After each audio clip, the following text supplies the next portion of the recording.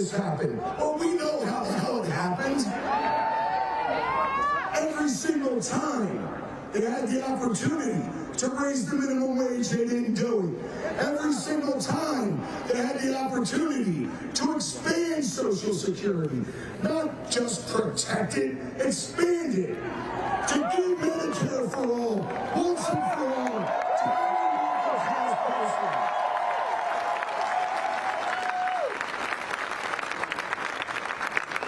And to pass the Protect the Right to Organize Act, the PRO Act, to give workers a seat at the table.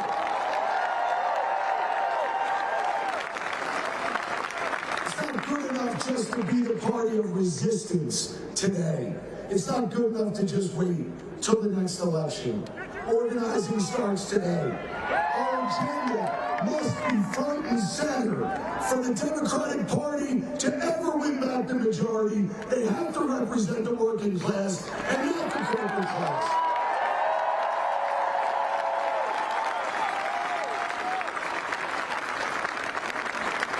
And I know there's 20,000 organizers right here today in Denver, ready to organize, ready to mobilize.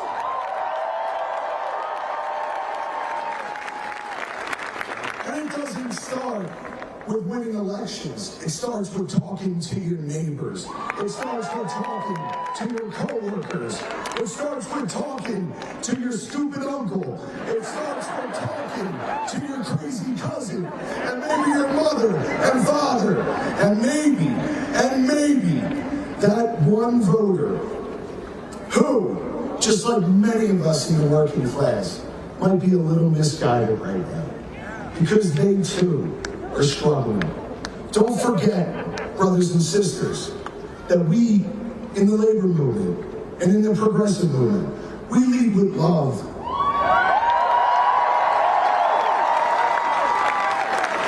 We have to listen to those in the working class that may have been pulled apart, away from us over the last couple election cycles. The only way for us to rebuild a movement of working class people that are going to win a seat at the table is to listen to the other side, is to reorganize around a set of shared values. And those values are simple. It's to expand Medicare. It's to expand Social Security. It's to raise the minimum wage. It's to give workers a seat at the table. And brothers and sisters,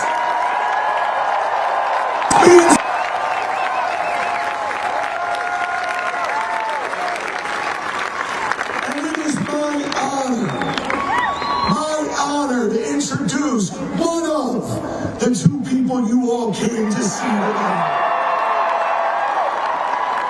Somebody who embodies what it's like to run for public office from the working class, to take on the powers that be, and to take it on their chin every single day for corporate America. Ladies and gentlemen, AOC!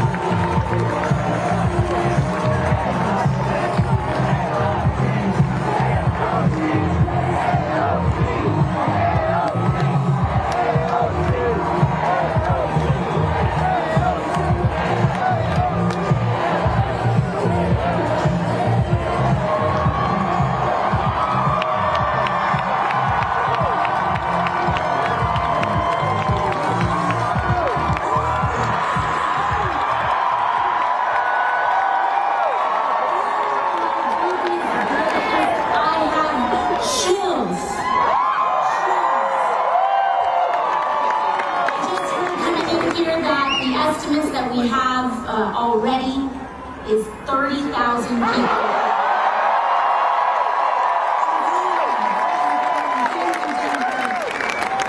My name is Alexandria. You may know me as AOC. And I want to thank each and every one of you for taking the effort to be here today. Made arrangements and carpooled and taking that time, and thank you for making that effort. Thank you. In fact, I think we're all here together because we share in the frustration and heartache that comes from watching those in power.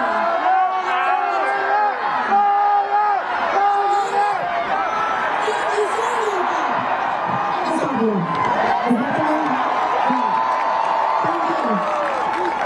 In fact, we're all here together because we share in the frustration and heartache that comes from watching those in power actively tear down or refuse to fight for working Americans like us.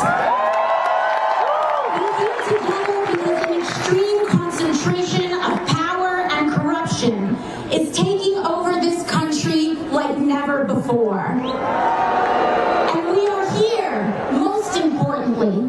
Because we know that a better world is possible. To get there, we need to be honest about where we are. We are witnessing an oligarchy in America. With the most economic, political, and technological power destroy the public good to enrich themselves, while millions of Americans pay the price. And our political system is ill-prepared for this kind of abuse of power. In fact, much of our political system enables it, starting with the role of money in politics. But I'm here to remind you today, Denver, that we are not powerless in this moment. People are starting to put the pieces together. And ironically, some of the most divisive forces in our country are actually bringing more of us together than ever before. And that's important. Because the same billionaires who are taking a wrecking ball to our country derive their power from dividing working people apart. They specialize in getting us to turn against one another along lines of left and right, race and gender, creed and culture. And it's all to keep us distracted because the last thing they want is for us to realize that the real division and the real harm in this country is how endless greed is costing the lives of everyone else.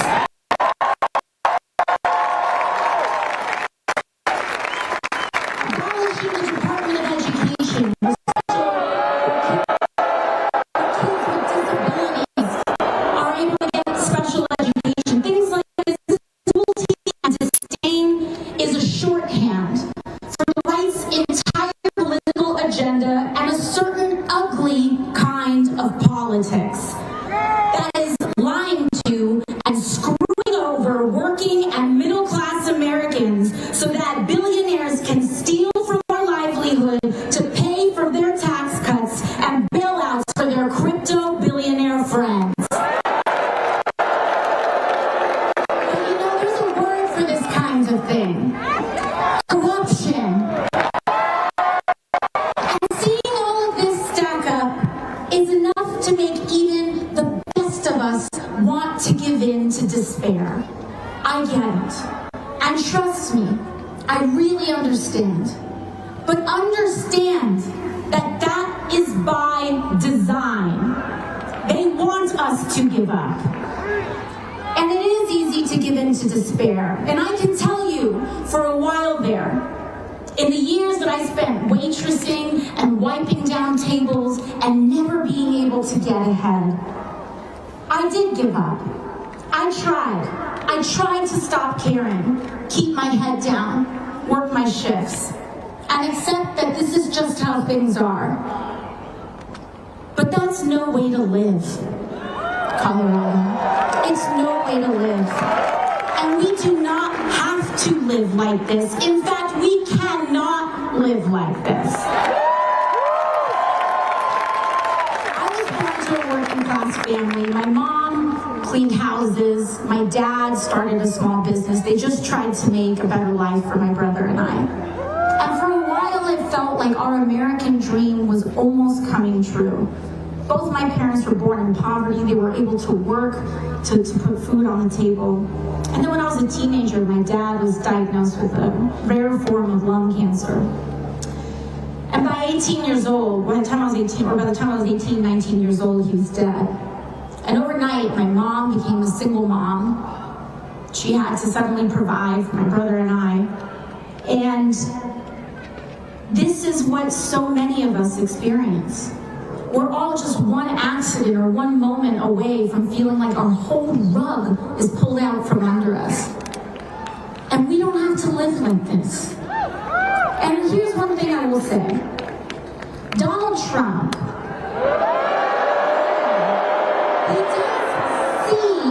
he sees the immense pressure that working people are under. But his answer to that pressure is an America that operates on the principle of every man for himself. And we can see this clear as day. He has handed the keys of the federal government to Elon Musk. He's selling off our country for parts to the richest people on the planet. And in exchange, those oligarchs will bankroll his campaigns and those of his allies. They scratch his back, he scratches theirs, and all of us are left behind. But the clever thing, I will say, the clever thing of what Donald Trump and what the right tries to do is make working people like you and me feel like we're just one step away from being inside that club. That maybe one day we will be a billionaire too. Any billionaires here? I didn't think so. Yeah. But here's the thing. The spoils of that kind of corruption and billions of dollars are not earned. They are stolen. Just look at what Elon and Trump are doing to our health care, our veterans benefits, and Social Security. They are slashing the programs that we have spent a lifetime paying into. By the way, not them, because they haven't paid their fair share in taxes in years. So let's talk about Medicaid and Medicare for a second. Because every single House Republican voted to cut Medicaid. And you see, these budgets aren't just fights about numbers. They are fights over our values as a country. Medicare, Medicaid, and Social Security were promises that we as a people have made to each other about the kind of society we want to live and the living and the nation that we want to become. They are not promises from politicians to people or charity from billionaires to the working class. These are promises that we have made to each other, neighbor to neighbor, friend to friend, elderly to young person, teacher to student. And to me, the strength of our country is not just measured by the height of our best days. It's also about who and what is there for us on our worst day. And that's why I'm here with you today. Because I want to share with you exactly what I mean. Because what many people want to smear as radical, I believe, is common sense. I believe in the wealthiest nation in the history of the world, when a person gets sick, they shouldn't go bankrupt. Common sense. I believe that a minimum wage should cover the minimum cost to live. Common sense. I believe that homes are not slot machines for investors and big banks to extort working families out of every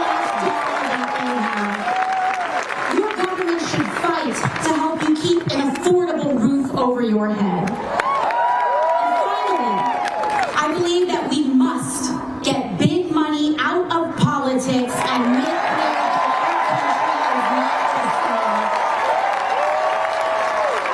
And that is why I don't and never will take money from industry lobbyists or corporations.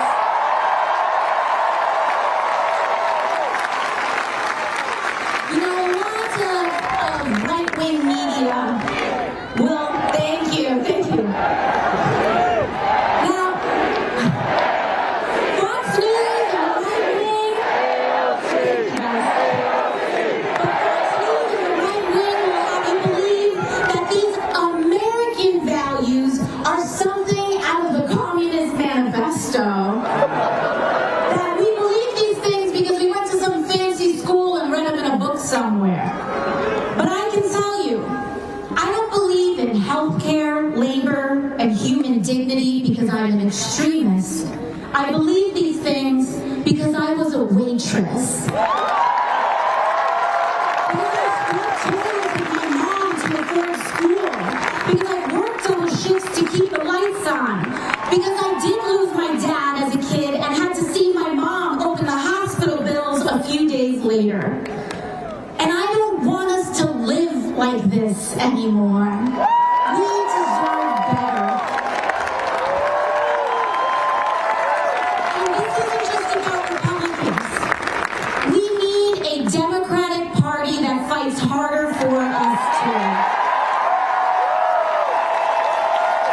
And that means communities choosing and voting for Democrats and elected officials who know how to stand for the working class. In Colorado, I want to thank you for working hard to make that happen. In fact, I want to tell you a little bit about Diana DeGette, whose district we're in right now. She's not here today. She just had a baby grandson born not too long ago, so I'm sending her our regards. But you know, Diana DeGette, she is one of the most powerful people in Congress on healthcare. She's in charge of the healthcare subcommittee. And Diana DeGette is a co-sponsor of Medicare for All. She believes in the guaranteed right to healthcare for every American. Thank you for electing her. You know, last week, when other Democrats caved, your senators, Michael Bennett and John Hickenlooper, stood strong against the deportation and voted no on that Republican spending bill. You've got another hero in the House today, too. Representative Brittany Patterson is here in the building. And she's right here. Brittany Patterson's right here in the building. You elected this champion. She got on a plane with a 4-week-old baby to vote no on that bill. Defend her, support her, uplift her. In fact, every Democrat from the state of Colorado who represents a congressional district in the state voted against that bill. So I want to thank Joe Neguse and Jason Crow as well. And don't stop there. I want you to look at every level of office around you and support Democrats who actually fight, because those are the ones that can win against Republicans. But our work here isn't done yet, because you know which Coloradans did vote to gut Medicaid and jack up healthcare costs? Every single Republican representative from Colorado and the United States. Don't you worry. I was just at Gabe Evans' district earlier today, and a lot of his 11,000 of his constituents would like a word with him. So folks, you know what this means. We need to come together and spend every day for the next year working to educate our neighbors, reach out to them, and in order to give these Republicans the boot and replace them with brawling Democrats who will stand up for Colorado. But beyond elections, our task is to build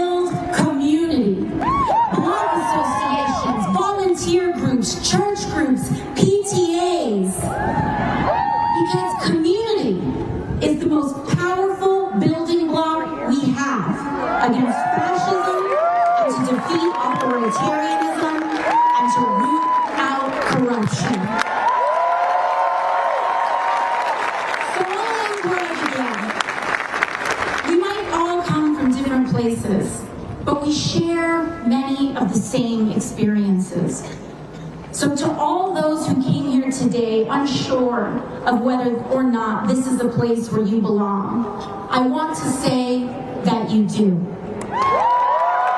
No matter who you voted for in the past, no matter if you know all the right words to say, no matter your race, religion, gender identity, or status, no matter even if you disagree with me on a couple things. If you are willing to fight for someone you don't know, you are welcome here. If you are willing to fight for the working people of this country, regardless of who they are, how they identify, or where they come from, you are welcome here. Because here everyone is valued. But I will say this. To those leaders on either side of the aisle who are willing to put their fellow Americans down so that they can get ahead or feel better about themselves, they may best find a home somewhere else. And if you're an LGBT kid or a family, we can't throw you under the bus in order to win an election.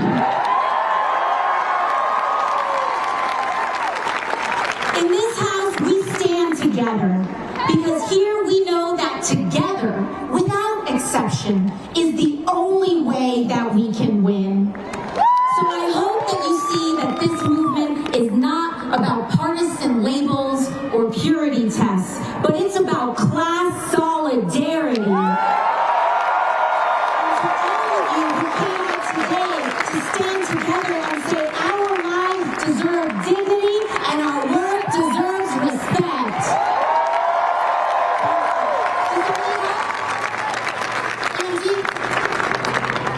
Is everyone okay? All right, it looks like we need an EMT over here. I'm sorry, everyone, we're going to pause real quick. Let's make sure they get some help. Do we have a medic? Everyone all right over there? They're on the way? We got a thumbs up? Okay, thank you. We got a medic over there, thank you. So, oh no? They still need a medic? Okay, can we still get a medic over there? They're coming. Love you too. Let's make sure they get some help. We got a medic over there? All right, we've got the medics on the way. Thank you. Thank you all so much. Thank you for looking out for each other. Now, we are here. I want to make sure that we pay very close attention right now. Because we are here to make a sacred promise to each other. Because our goal today is not just to come together and share a few inspiring words and then go back to how things were. Our goal here today is to commit to building the kind of country we all deserve. And I want to start with one assignment before we all depart here today. And it is to leave this place connected to a new person you didn't know coming in. So I want you to turn to the people around you and greet someone you don't know.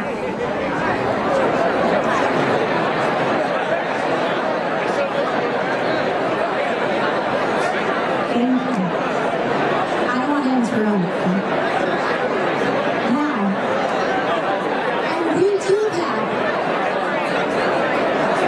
because we are here to make that promise, to take care of each other on our worst days, and to share in the successes of our best.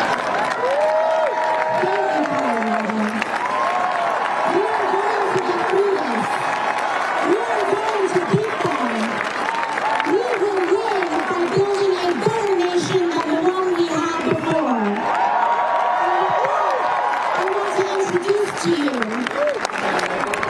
friend, and one of the man who has brought us all together here today. And that is Senator Bernie Sanders.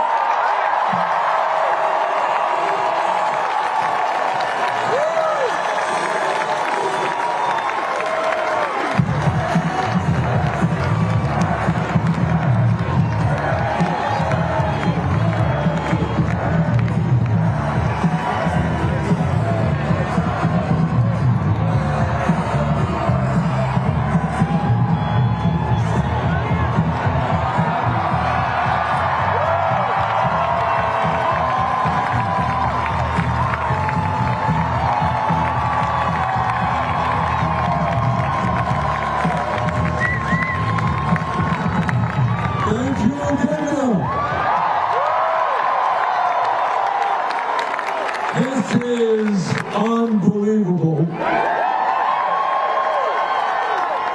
I want to say, when you run for president 2 times, you do a lot of rallies.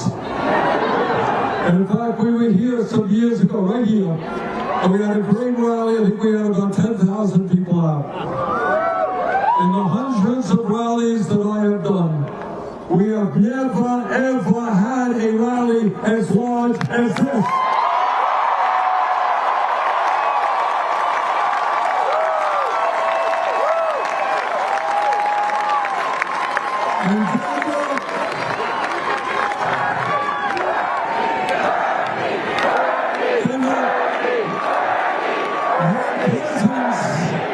Your presence here today is not just significant for Colorado. You are sending a profound message all over the world. The whole world is watching. And they want to know if the people of America are going to stand up to Trumpism, oligarchy, and authoritarianism. Now I want to say this, the reason Alexandria is with me today is not just that she is doing a great job representing her district in the Congress. It's more than that. She has become an inspiration for millions of young people.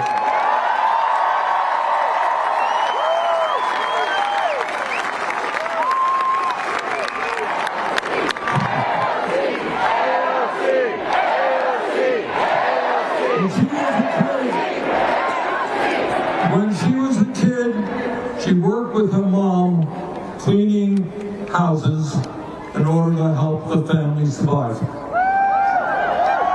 Before she ran for Congress, she was a barista. Alexandria has not forgotten where she came from. But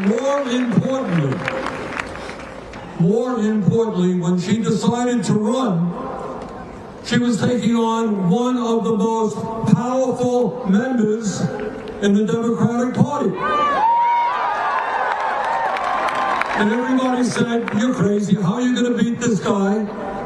Maybe a future leader of the Democratic Party." She had no money, she had no political experience. But what she did is what all of us have got to do. She went out and worked with her friends and she raised a few $1,000s. And she worked hard and in a disciplined way. What Alexandria did is what millions of Americans can do.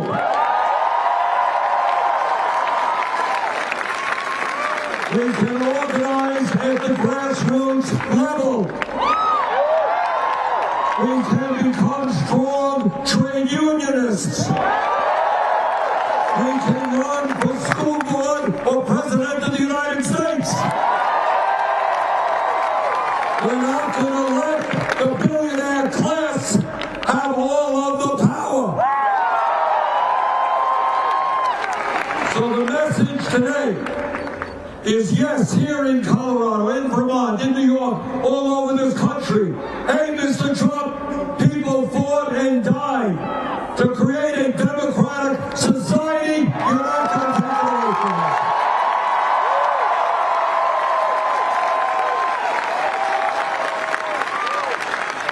Hey, Mr. President, turn off Fox TV and take a few moments to read the Constitution of the United States. You know, when I was in elementary school, we learned about how the government was formed and the Constitutional Convention and all that stuff. I should have studied it harder, but Trump should have learned it in the first place. And what we got is a separation of powers. And you know why? Because the people who founded this country took on the most powerful person in the world at that time, the King of England. And they said we never want to have one person in this country who has all of the power like the King of England. So they created a government with an executive branch, a legislative branch, and a judicial branch. And what Trump is doing every single day in an unconstitutional way is trying to undermine the powers of Congress, undermine the First Amendment. You have a president who is suing ABC and CBS and Meta and the Des Moines Register.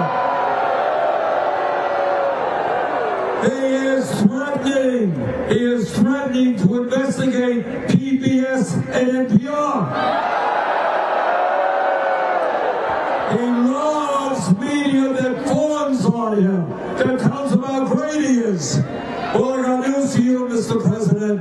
What democracy is about is people discussing issues, debating issues, and disagreeing with you.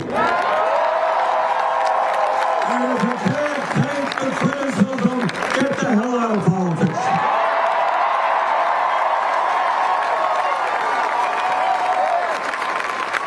And what this moment is about, why we're here today, is we will not allow America to become an oligarchy.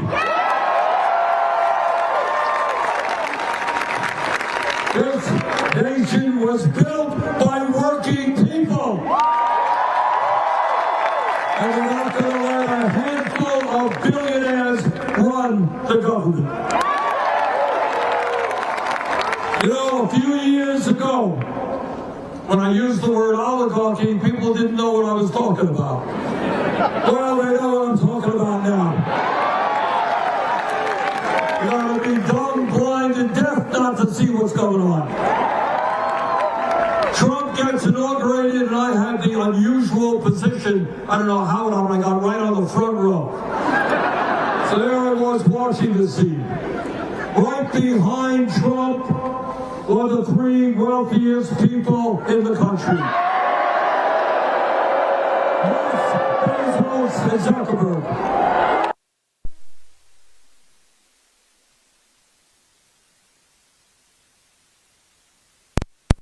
Nominated to run major government agencies. So any working person in this country who thinks that these billionaires are simply trying to make government more efficient, you don't know what you're seeing. Now, you know, in Colorado and Vermont, all over, we have a serious problem with people who are addicted, right? We got a serious drug problem, we got an alcohol problem, we got tobacco problems, we have people who are addicted to one thing or another. But I will tell you, what I think the worst addiction in this country is, the most dangerous, and that is the greed of the oligarchs. You know, everybody wants to do well. We all want to make money, we all want to live comfortably. That's natural, that's right. But these guys already have billions, tens of billions, hundreds of billions. How much money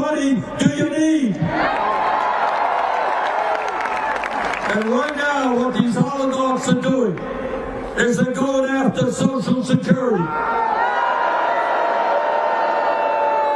They're going after Medicaid. They are trying to destroy the Veterans Administration. Veterans put their lives on the line to defend this country. And you don't fire 83,000 workers at the VA, which will mean worse quality health care for our veterans. And you know what is almost unimaginable? And this is what greed is about. It's like a heroin addict. You'll need it more and more and more. They want to cut nutrition programs for hungry kids. You tell me in what world, in what universe, in what religion is taking food away from hungry children and giving tax breaks to the rich vaguely moral? And it's not just horrendous domestic policies that Trump and his billionaire friends are pushing on us. For the first time in the 250-year history of this country, we have a president of the United States who is aligning himself with a horrible dictatorship in Russia.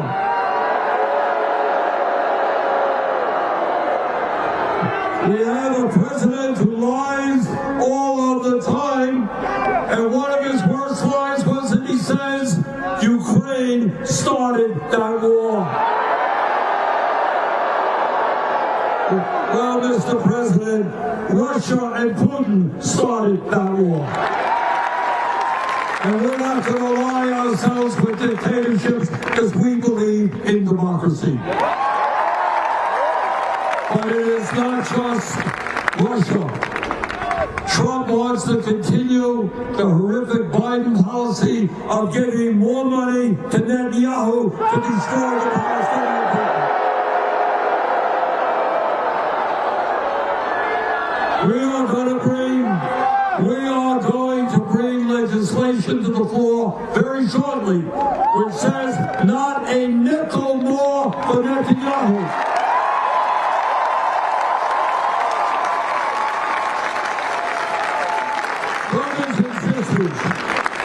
Brothers and sisters, there is today profound disgust at both political parties. People see a Republican Party in which Musk, the wealthiest guy in the world, spent $270 million to elect Donald Trump. And his reward is to become the most powerful person in the government. Now, I don't care if you're a conservative, Republican, or anybody else. Nobody thinks that is what America is supposed to be about. But I would not be telling you the truth if I didn't tell you that within the Democratic Party, there are billionaires who have undue influence. And there is a reason why for the last 30 or 40 years, Democrats have turned their backs on the working class of this country. So when we talk about where we are and where we've got to go, maybe most importantly is we've got to get rid of this damn Citizens United Supreme Court decision.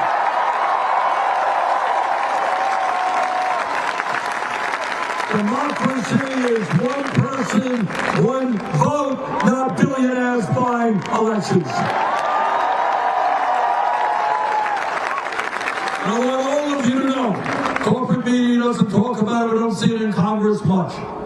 The agenda that we as progressives fight for the working class of this country, is an enormously popular agenda. Republicans support it, Democrats, independents support it. Everybody knows that the current healthcare system is broken, is dysfunctional. everybody knows that the function of the system today is to make huge profits for the drug companies and the insurance companies. And everybody knows there is something wrong when we are the only major country on earth not to guarantee health care to all people. So Alexandria and I and others are going to work with you to finally do what should have been done decades ago, pass a Medicare for all, single-payer program.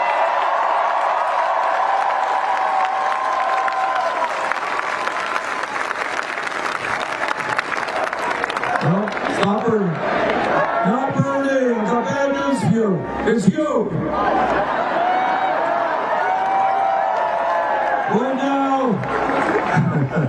Right now, we have in Washington an embarrassing minimum wage, federal minimum wage of $7.25 an hour.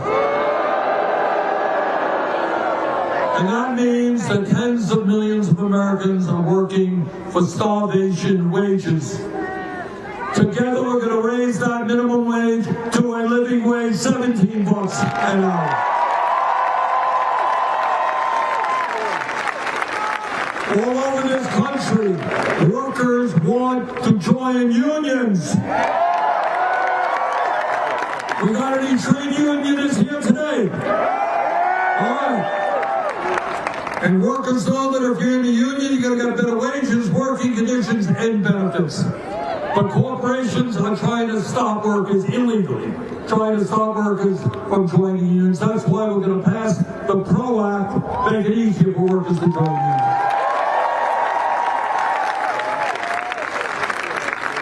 We're going to end the absurdity of Americans paying, in some cases, 10 times more for prescription drugs than people in other countries.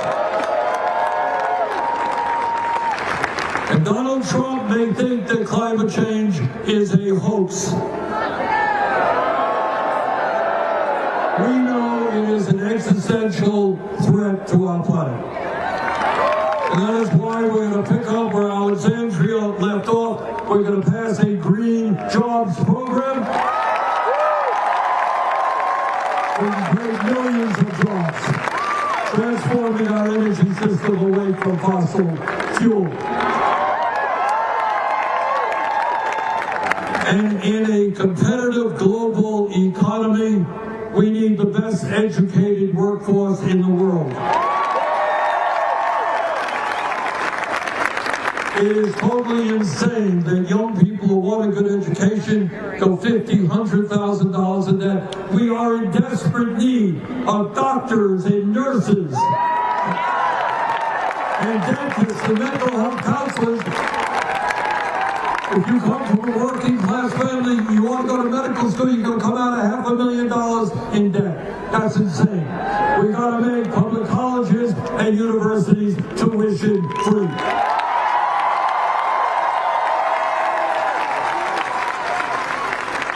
And none of this stuff is radical. The American people support this. They don't want tax breaks for billionaires. They want programs that help ordinary Americans. So the point that Alexandria made a few minutes ago is exactly the right point. And that is, what the right wing wants us to do is to turn on each other. They want to divide us up by the color of our skin, or where we were born, or what our religion is, or what our sexual orientation is. That's how they win. They divide us up. Now, I'm not a mathematician, but I do know that 99% is a hell of a bigger number than 1%. And I do know that if we stand together, we are the vast majority of people, we can defeat Trumpism. We can create a political movement so that we have a government and economy that works for all of us, not just the 1%. So brothers and sisters, this is a difficult moment in American history. It's not the first difficult we have had. We've gone through some rough periods in the past as well. But what I believe from the bottom of my heart, if we stand together, we don't let them to divide us up. If we are smart, if we're willing to go outside of our comfort zones, there is nothing that